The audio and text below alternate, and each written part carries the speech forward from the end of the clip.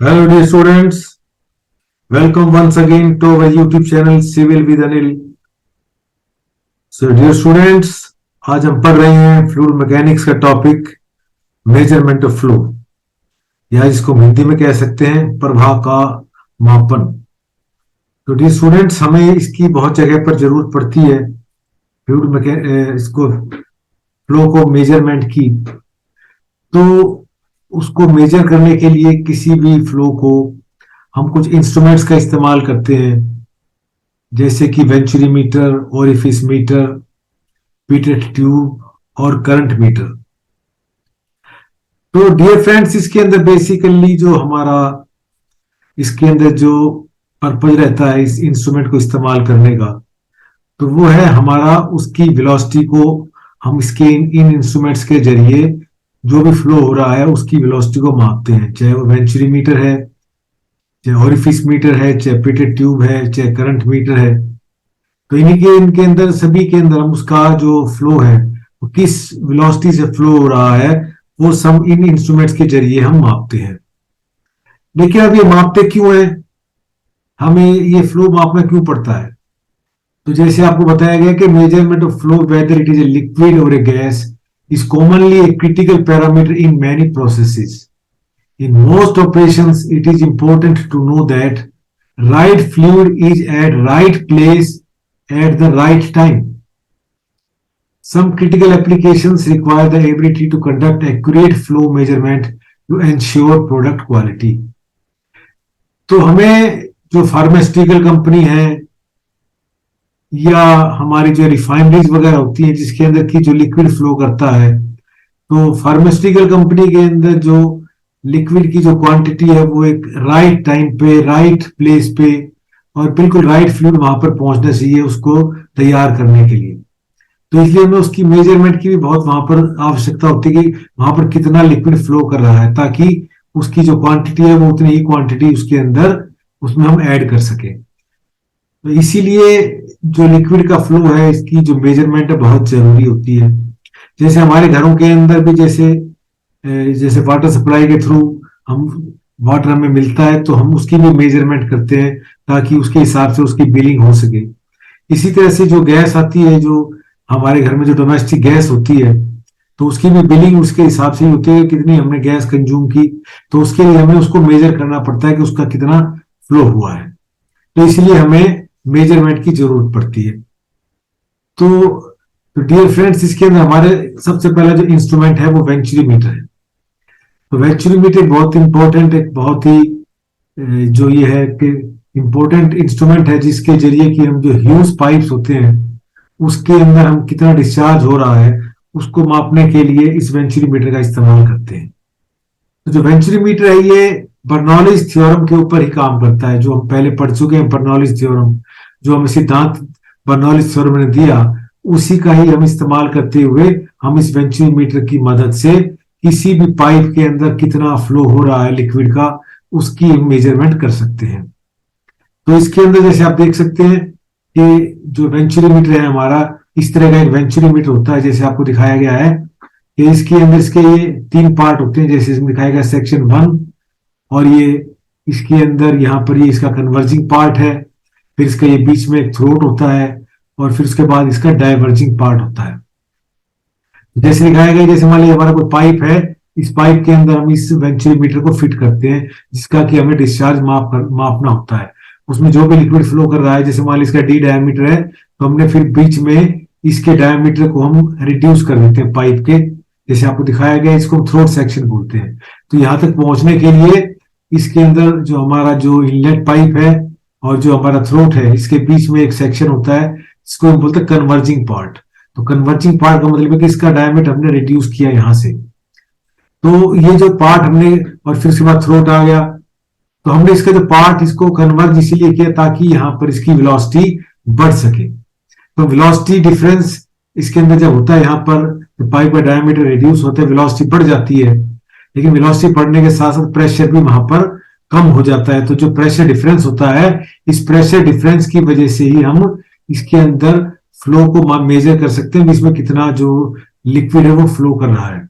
और फिर हम वापस इसको डाइवर्ज करके इस पाइप को फिर वापस उसी ओरिजिनल पाइप के डायमीटर तक इसको हम लेके आते हैं। इसको हम डाइवर्जिंग पार्ट बोलते हैं। तो इसकी जो लेंथ है ये बहुत इंपॉर्टेंट पैरामीटर है। जैसे यहाँ पर आपको दिखाया गया है कि जो हमारा कन्वर्जिंग पार्ट है इसका जो एंगल होता है वो 21 डिग्री के आसपास रहता है। इसी तरह से जो हमारा डाइवर्जिंग पार्ट है इसका जो डायमीटर होता है, इसका मतलब जो एंगल होता है यहाँ पर, ये लगभग 15 डिग्री के आसपास ही रहता है। इसके अंदर कुछ हम तो 4 डिग्री प्लस माइनस कर सकते हैं। तो इस तरीके से यहाँ पर जो थ्रोट डायमीटर है, यहाँ पर ये थ्रोट है, तो ये इसके अंदर यहाँ पर इसको हमने बहुत ज्यादा इसका डायमीटर इस लगभग इसका आधा कर देते हैं, रिड्यूस कर देते हैं इसको जो थ्रोट डायमीटर है, ताकि यहाँ पर वेलोसिटी इसकी बढ़ जाती है। क्योंकि हमें पता है कि जो इक्वेशन ऑफ कंटिन्यूटी हमें ये बताती है कि जो टोटल डिस्चार्ज है दैट इज सेम। तो अगर डिस्चार्ज सेम रहेगा, अगर एरिया अगर कम हो जाएगा तो वेलोसिटी बढ़ जाएगी। तो उसी सिद्धांत का हमने इस्तेमाल, जो कि हमारी बर्नौलीज थ्योरम भी कहती है, उसी के आधार पर ही हम इस वेंचुरीमीटर का हम इस्तेमाल करते हैं। तो ये डायग्राम आप देख रहे हैं, ये जो आपको दिखाया गया है, इस डायग्राम ये हमारा जो ओरिजिनल डायग्राम है, जो कि हम किसी भी पाइपलाइन के अंदर जहां पर कि हमें डिस्चार्ज मेजर करना होता है वहां पर इसको हम इस्तेमाल करते हैं। तो डियर फ्रेंड्स, जैसे आपको दिखाया गया ये वेंचुरीमीटर है, थ्रोट, कन्वर्जिंग, डाइवर्जिंग पार्ट। यहाँ पर इसके अंदर सारे के सारे पैरामीटर्स जो कि हमें दिखाए गए, जैसे A1 जिसका यहाँ पर क्रॉस सेक्शनल एरिया है इनलेट पाइप का, और B1 यहाँ पर इसकी वेलोसिटी है, और P1 यहाँ पर प्रेशर है। इसी तरीके से जो हमारा जो सेक्शन 2 है, जो थ्रोट हमने माना है, तो इस थ्रोट के ऊपर जो एरिया है इसका A2 area the cross sectional area at the throat, B2 is the velocity at the throat, and P2 is the pressure at inlet at the throat. यहाँ पर इसके ऊपर यहाँ पर P2 प्रेशर है। और इसके अंदर हमने जो प्रेशर मेजरमेंट करने के लिए हमने यहाँ पर एक डिफरेंशियल मैनोमीटर का इस्तेमाल किया है, जैसे आपको दिखाया गया है। ये हमारा डिफरेंशियल मैनोमीटर है, और SM जो है इसकी स्पेसिफिक ग्रेविटी है, जो मैनोमेट्रिक लिक्विड है इसके अंदर, और SP is the specific gravity of the liquid flowing through the pipe. जो फ्लो कर रहा है इसके अंदर पाइप के अंदर जो लिक्विड फ्लो कर रहा है उसकी स्पेसिफिक ग्रेविटी को हम SP से डिनोट करते हैं। तो इस तरीके से जो H हमें मिलता है, this is the differential head. इन दोनों के बीच में जो प्रेशर का जो डिफरेंस है इसको हमने डिफरेंशियल हेड कहा है, और उसको हम H से डिनोट करते हैं। तो जब हम मैनोमीटर का इस्तेमाल करते हैं, डिफरेंशियल मैनोमीटर का इस्तेमाल करते हैं, तो इस H की वैल्यू हम कैसे कैलकुलेट करते हैं, जबकि हमारा SM जो है वो SP से ज्यादा है। मतलब जो मैनोमेट्रिक लिक्विड है इसकी स्पेसिफिक ग्रेविटी जो लिक्विड फ्लो कर रहा है उसकी स्पेसिफिक ग्रेविटी से ज्यादा है। तो इसको निकालने का हमारा ये डिफरेंशियल हेड निकालने का ये फार्मूला है, H equal to X into में SM by SP minus 1। SM ये हम इसको जो सिंपल जो मैनोमीटर का जो इक्वेशन है, तो मैनोमीटर को सॉल्व करते हैं उसके जरिए हमने इक्वेशन कैलकुलेट की हुई है। H इज द हमारा डिफरेंशियल हेड है, जो कि इन दोनों के बीच में प्रेशर की वजह से, तो प्रेशर कम और ज्यादा, जहां पर ज्यादा प्रेशर यहाँ पर कम है, उसकी वजह से जो यहाँ पर प्रेशर डिफरेंस आया है उसको कैलकुलेट हम इस फार्मूले से कर सकते हैं। ये काम हम यहाँ पर सिंपल पीजोमेट्रिक ट्यूब लगाकर भी कर सकते हैं, लेकिन क्योंकि डिफरेंस बहुत ज्यादा होता है और ये जो ट्यूब जो है हमारी वो ज्यादा, इसकी हमें बहुत ज्यादा हाइट चाहिए, तो ज्यादा एक्यूरेटली हम मेजर नहीं कर सकते। तो इसलिए यहाँ पर हम डिफरेंशियल मैनोमीटर का इस्तेमाल करके इस H की वैल्यू को कैलकुलेट कर सकते हैं। तो ये हम सिंपल जैसी बर्नौलीज फॉर्म दिखाई गई है, V1 by W plus V1 square by 2G plus Z1 is equal to P2 by W plus V2 square by 2G plus Z2। ये हमारी बर्नौलीज थ्योरम है। क्योंकि ये जो आपको दिखाया गया है ये हमारा वेंचुरीमीटर हॉरिजॉन्टल वेंचुरीमीटर है, तो इसलिए यहाँ पर हम देख सकते हैं कि जो Z1 और Z2 बराबर है, हॉरिजॉन्टल है। तो इसी वजह से हमने यहाँ पर ये जो हमारी इक्वेशन है बर्नौलीज थ्योरम, इसकी मदद से इसको सिंपलीफाई करके हम डिस्चार्ज को कैलकुलेट कर सकते हैं। तो जो हमारा डिस्चार्ज का जो फॉर्मूला है that is equal to A1 by A2 into में root 2GH divided by A1 square minus A2 square. ये हमें सिर्फ ये इसको जो इक्वेशन है, हमें ये इक्वेशन ही हमें चाहिए। इसके ड्राइव कैसे किया है, ये हमारा जो है थोड़ा लेंथी प्रोसेस है, तो इसलिए हमने इसके अंदर यहाँ पर इसको शो नहीं किया है कि भाई इसको ड्राइव इक्वेशन को हमने कैसे किया। बाकी सिंपल से प्रोसेस है, कोई खास मुश्किल नहीं है, लेकिन क्योंकि हमारे सिलेबस में सिंपल इक्वेशन ही है तो इसलिए आपको सिंपल इक्वेशन के बारे में बताया गया है। तो in this way we can calculate the discharge, क्योंकि हमारा जो काम है डिस्चार्ज कैलकुलेट करने का, A1 बाई A2 इंटू में A1 square minus A2 square by 2GH। हमें पता है A1 क्या है, area at the inlet, and A2 is the area at the throat, and H is the differential head. तो ये सारी चीजें हमें मालूम होती है, इसके जरिए हम कैलकुलेट कर सकते हैं डिस्चार्ज। अब क्योंकि जो डिस्चार्ज हमने कैलकुलेट किया है ये अंडर आइडियल कंडीशन होता है, क्योंकि जो एक्चुअल में जब इसके अंदर से वेंचुरीमीटर से लिक्विड फ्लो करता है तो देयर इज सम लॉस, यहाँ पर कुछ लॉस हो जाता है हमारा हेड का, तो उसकी वजह से जो एच की वैल्यू है वो डिफर कर जाती है। तो इस वजह से जो हमें ये थ्योरेटिकल दिखाया गया है, तो अब हमें एक्चुअल डिस्चार्ज हमें चाहिए, तो एक्चुअल डिस्चार्ज करने के लिए हम क्या करते हैं, इसको सीडी से गुणा कर देते हैं। फिर CD is the coefficient of discharge और कोफिशिएंट ऑफ वेंचुरीमीटर, और इसकी वैल्यू लगभग 0.96 से लेकर 0.98 के बीच में इसकी वैल्यू रहती है। इसको हम सीडी से डिनोट करते हैं, कोफिशिएंट ऑफ डिस्चार्ज। तो इस तरीके से we can calculate the actual discharge, कि भाई जो कोई वेंचुरीमीटर के थ्रू जब लिक्विड फ्लो कर रहा है तो उसका एक्चुअल में डिस्चार्ज कितना होगा। तो इस फॉर्मूले के जरिए हम इस एक्चुअल डिस्चार्ज को कैलकुलेट कर सकते हैं। अब हमारा नेक्स्ट इंस्ट्रूमेंट है ओरिफिस मीटर। तो ओरिफिस मीटर भी उसी तरह का ही मीटर होता है जैसे कि आपका वेंचुरीमीटर है, लेकिन ओरिफिस मीटर जो है बहुत सस्ता इंस्ट्रूमेंट है, तो इसलिए इसको हम काफी ज्यादा इस्तेमाल करते हैं। जो ओरिफिस मीटर है ये कॉस्टली अफेयर होता है, महंगा इंस्ट्रूमेंट है, तो इसको रिप्लेस हम इस ओरिफिस मीटर के जरिए कर सकते हैं। तो जो ओरिफिस मीटर होता है एक सिंपल प्लेट होती है जिसके अंदर के बीच में होल होता है। होल को इस प्लेट के अंदर जैसे आपको दिखाया गया है इस डायग्राम के अंदर, जैसे आप इस डायग्राम में देख सकते हैं कि बीच में यहाँ पर एक प्लेट लगा देते हैं, इसका डायमीटर स्मॉल डी है और ये हमारा पाइप का डायमीटर है डी। तो जब इसके अंदर से जब लिक्विड फ्लो करता है तो जैसे अब इसका डायमीटर रिड्यूस कर दिया हमने, तो जैसे इसके अंदर से लिक्विड फ्लो करेगा तो यहाँ पर वही सिस्टम बन जाता है जो कि एक वेंचुरीमीटर में बनता है। इसके अंदर से जैसे फ्लो करेगा तो उसी तरह से यहाँ पर इसकी वेलोसिटी बढ़ जाती है। तो वेलोसिटी बढ़ने की वजह से उसी तरीके से इन दो पॉइंटों के बीच में हम इसके अंदर मैनोमीटर लगाकर प्रेशर डिफरेंस को कैलकुलेट कर सकते हैं। तो इसी तरह से जैसे वेंचुरीमीटर हमारा काम करता है उसी तरीके से इस ओरिफिस मीटर के जरिए भी हम डिस्चार्ज को कैलकुलेट कर सकते हैं। तो जैसे आपको दिखाया गया यहाँ पर ये हमारा पाइप है, इसमें लिक्विड फ्लो कर रहा है, तो इसके अंदर यहाँ पर ये सेक्शन 1 है जहां पर कि हमने इस लेफ्ट लिम्ब को लगाया है, और ये हमारा जो सेक्शन 2 है यहाँ पर हमने राइट लिम्ब को लगाया है। तो ये जो आप देख सकते हैं यहाँ पर ये हमारा कर्व इस तरह से, ये जो इसके अंदर से लिक्विड फ्लो करता है तो इस तरीके से इसका डायमीटर यहाँ पर रिड्यूस हो जाता है, तो ये धीरे धीरे यहाँ पर बढ़ जाता है इसका डायमीटर। और ये जो सेक्शन 2 है इसको वेना कॉन्ट्रैक्टा बोलते हैं। यहाँ पर इस जो ये हमारा जो डिस्चार्ज हो रहा है इसका डायमीटर यहाँ पर मैक्सिमम होता है, तो इसलिए यहीं पर ही हमने अपना जो दूसरा लिम्ब इसका लगाया है, तो इसको वेना कॉन्ट्रैक्टा बोलते हैं। ये हम ओरिफिस वगैरह जो पढ़ते हैं तो उसके अंदर ये सारा इसको हम डिटेल में स्टडी करते हैं कि ये वेना कॉन्ट्रैक्टा क्या होता है, लेकिन हम यहाँ पर हम आपको ब्रीफ में ये बता सकते हैं जो वेना कॉन्ट्रैक्टा के ऊपर ये जैसे जैसे इसका डायमीटर बढ़ता है और यहाँ पर आकर ये मैक्सिमम हो जाता है, तो इसीलिए इसका जो डिस्चार्ज यहाँ पर हम इसको इस पॉइंट पे इसका हम प्रेशर को कैलकुलेट करते हैं। तो इन दोनों पॉइंटों के बीच में हम डिफरेंशियल मैनोमीटर लगा सकते हैं। और ये जो सेक्शन 1 होता है ये हमारा इस ओरिफिक प्लेट से तो 2D डिस्टेंस पे होता है, और ये जो हमारी जो ये वीना कॉन्ट्रैक्टा होती है ये लगभग यहाँ से D/2 के ऊपर ये यहाँ पर हमारे पास 3 पॉइंट होता है वीना कॉन्ट्रैक्टा। तो जैसे आपको बताया गया D1 is the diameter at section 1, pressure at 1, V1 velocity at the section 1 and A1 is the area at the section 1। इसी तरीके से A2 is the area at the section 2, V2 is the velocity of fluid section 2 and P2 is the pressure at section 2। ये section 2 हमारा vena contracta पे है। तो इन दोनों पॉइंटों के बीच में हम उसी तरीके से क्या नाम है बर्नौली थ्योरम अप्लाई करके हम डिस्चार्ज को कैलकुलेट कर सकते हैं। उसी तरीके से फार्मूला हमारा डिस्चार्ज का इसके अंदर भी वही होता है कि CD into AO A1 under 2GH divide by A1 का स्क्वायर माइनस AO का स्क्वायर। फिर AO is the area of the orifice plate.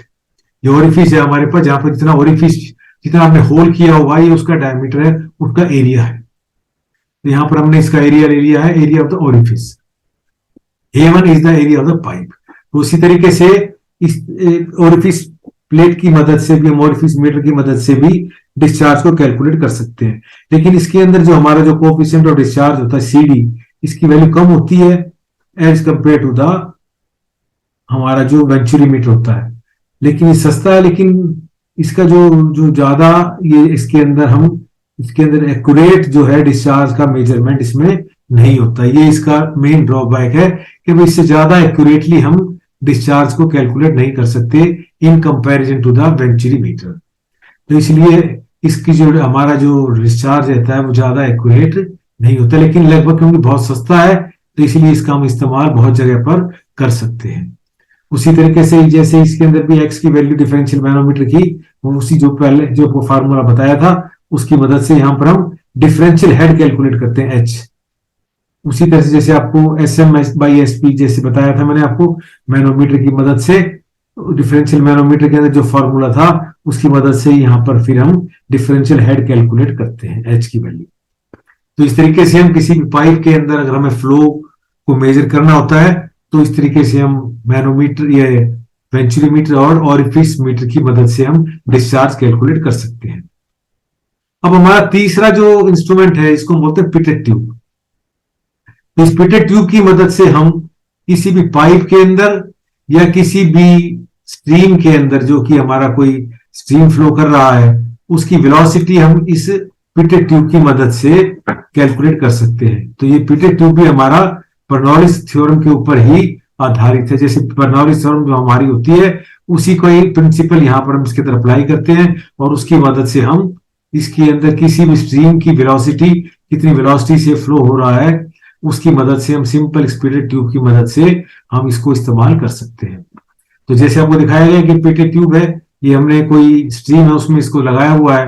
तो जैसे ट्यूब आपकी लगी हुई है तो इसके ये दो पार्ट होते हैं, इसको स्टेम बोलते हैं और इसको हेड बोलते हैं। तो इसके अंदर जैसे जब ये ट्यूब हम लगाते हैं तो जैसे हमारा फ्लो इस डायरेक्शन में है तो इसके अंदर से जब लिक्विड इसके अंदर एंटर करता है तो ये जो पॉइंट आपको दिखाया गया है इसको बोलते हैं स्टैग्नेशन पॉइंट। क्योंकि यहाँ पर जैसे लिक्विड एंटर करता है तो यहाँ पर जो लिक्विड की जो वेलोसिटी होती है, जो प्रेशर जो होता है वो कन्वर्ट हो जाता है, वेलोसिटी जो कन्वर्ट हो जाती है प्रेशर हेड में कन्वर्ट हो जाती है। और यहाँ पर वेलोसिटी जो V2 के ऊपर वेलोसिटी जो हमारी यहाँ पर इस पॉइंट 2 के ऊपर वेलोसिटी 0 हो जाती है और वेलोसिटी प्रेशर हेड में कन्वर्ट हो जाती है। तो उसी तरीके से बर्नौलीज थ्योरम का अप्लाई करते हुए हम एक और दो पॉइंट के अंदर वेलोसिटी की वैल्यू को कैलकुलेट कर सकते हैं। तो जैसे it works on the principle that velocity of a flow at a point becomes 0 there is an increase in the pressure energy. तो वहां पर प्रेशर एनर्जी इंक्रीज हो जाती है। This point is known as a stagnation point. तो उस point को stagnation point बोलते हैं। तो ये जो हमारी वेलोसिटी स्टैग्नेशन हेड भी बोल देते हैं इसको, एच को कई जगह पर, क्योंकि ये स्टैग्नेशन वेलोसिटी स्टैग्नेशन पॉइंट की वजह से जो यहाँ पर हेड बनता है इसलिए इसको स्टैग्नेशन हेड हम बोलते हैं। तो 1 और 2 पॉइंट के बीच में हम जैसे पहले भी आपको बताया कि बर्नौलीज थ्योरम अप्लाई कर देते हैं। तो जो हमारा 1 पॉइंट है यहाँ पर इसका जो डेटम हेड है ये पोटेंशियल हेड है Z1, यहाँ पर वेलोसिटी हेड है V1² और प्रेशर हेड है P1/W। तो P1/W का मतलब यहाँ पर जितना इसके अंदर हेड है लिक्विड के अंदर, क्योंकि ये हमारा जो ये स्ट्रीम है it is open to the atmosphere, तो इसके अंदर जितना भी हेड होगा this H will give you the pressure head.